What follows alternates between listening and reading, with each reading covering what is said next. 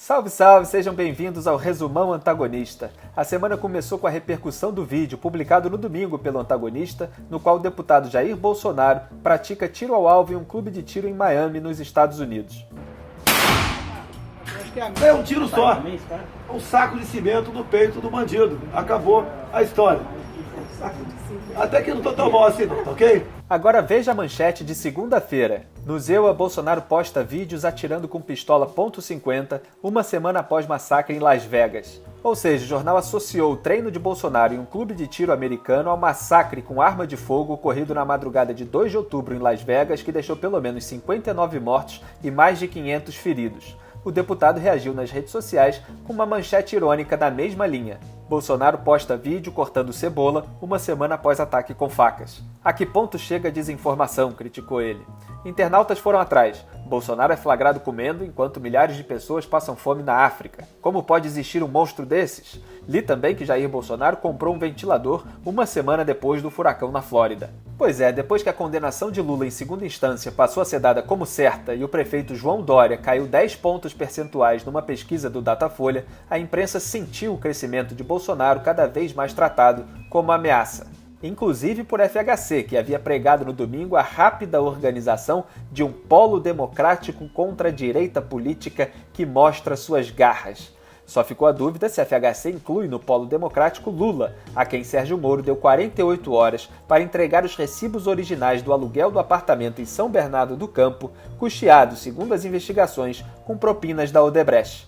Tampouco sei se a FHC inclui a empichada Dilma Rousseff, especialmente agora que o TCU determinou o bloqueio dos bens da petista em razão da atuação dela na compra da refinaria de Pasadena pela Petrobras, o pior negócio da história do capitalismo mundial.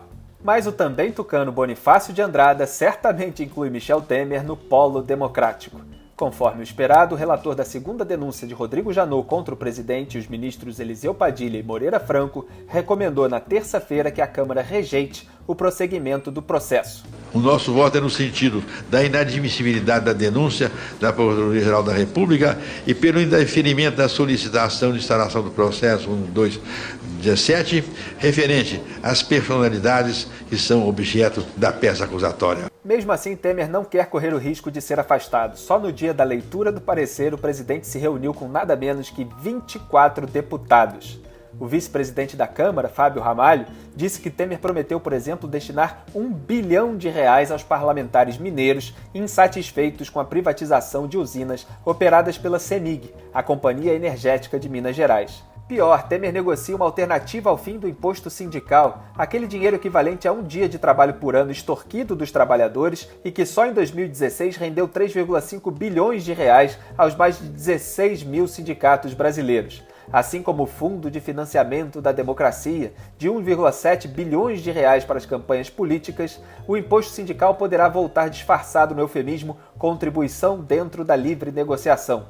Tudo para agradar Paulinho da Força, do Partido Solidariedade, que tem 14 deputados, quer dizer, 14 votos. Falando nisso, dos delatores de Temer, Joesley Batista e Lúcio Funaro, foram revelados novos depoimentos à PGR. Joesley falou das influências de Guido Mantega e Luciano Coutinho no BNDES e nos fundos de pensão, e Funaro disse que parte da propina que recebia de Joesley era repassada a vários políticos vinculados a Eduardo Cunha, entre eles Temer. Mas o fato que mais deu o que falar nesta semana foi o STF ter decidido na quarta-feira, por 6 votos a 5, que o Congresso precisa dar aval a medidas cautelares que afetem o mandato parlamentar, como as duas que haviam sido determinadas pela primeira turma da Corte para Aécio Neves, o afastamento e o recolhimento noturno. No total, são 9 medidas cautelares previstas no artigo 319 do Código de Processo Penal, mas a Constituição não prevê expressamente aval do Congresso a nenhuma delas. O artigo 53 só o prevê em caso de prisão em flagrante por crime inafiançável. Nada, porém, que Carmen Lúcia, autora do voto de desempate, não pudesse dar um jeitinho. Foi ela que articulou com o presidente do Senado, Eunício Oliveira, pautar o julgamento no STF para aliviar a tensão com a Casa Legislativa sobre o caso Aécio. E na tentativa de agradar tanto à primeira turma quanto aos senadores, Carminha gerou a maior confusão. Seu voto previa inicialmente o encaminhamento para aval do Congresso apenas da medida cautelar número 6, referente ao afastamento do mandato. É que concluo no sentido de votar pela parcial procedência, concordando com Vossa Excelência, portanto, em todos os pontos, menos no que Vossa Excelência considera que esta medida não precisa de seguir na sequência, podendo ser avaliada ou, pelo menos, podendo ser examinada e sobre ela decidida pela sua manutenção ou não pela Casa Legislativa. Vossa Excelência está acompanhando o relator, exceto no inciso 6. Eu entendi. Acontece, Carminha, que outras medidas cautelares interferem no exercício do mandato. Se Aécio, por exemplo, tiver de ir para casa à noite, ele não poderá participar de sessões noturnas que são comuns no Congresso, ou seja, seria um afastamento parcial, como apontou Ricardo Lewandowski. Vamos para um caso concreto que a primeira turma resolveu. O recolhimento noturno domiciliar. Vossa Excelência admitiria isso sem consulta ao Parlamento, ao Senado, no caso? Sim. Eu não sei mas mesmo que o parlamentar, no caso, não possa ir às sessões... E Lewandowski já tinha questionado sobre outra medida cautelar. Suponhamos, e esse é um fato concreto, que se impeça que um determinado parlamentar tenha contato com outros parlamentares investigados no Supremo Tribunal Federal.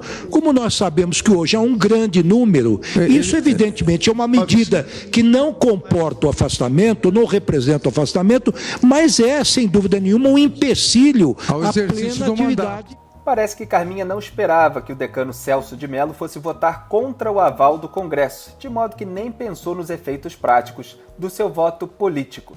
Depois de muita confusão, o próprio Mello, voto vencido, teve de ajudar a formular que o Congresso dará aval sobre medidas cautelares que afetem direta ou indiretamente o mandato. Sempre que a medida cautelar aplicada impossibilitar direta ou indiretamente o exercício regular do mandato parlamentar. Com a inclusão da palavra indiretamente, outras medidas que afetam o mandato parlamentar, mesmo que parcialmente, também precisarão do aval do Congresso. Não era bem isso que Carminha havia votado, mas assim ficou decidido, para a alegria de Aécio, que tem a chance de ser protegido no Senado. Tudo em nome do respeito à democracia e do mandato obtido pelo voto popular do eleitor depois traído ou eventualmente roubado. O curioso é que o próprio Aécio havia rebatido essa alegação em 2016. O voto, sabemos todos, senhora presidente, não é um salvo-conduto. Ele é uma delegação que pressupõe deveres e direitos.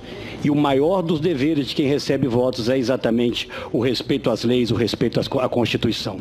Pois é, e em plena época de pressão da sociedade contra o foro privilegiado, a maioria do STF, na prática, ampliou a imunidade parlamentar, favorecendo a impunidade dos corruptos.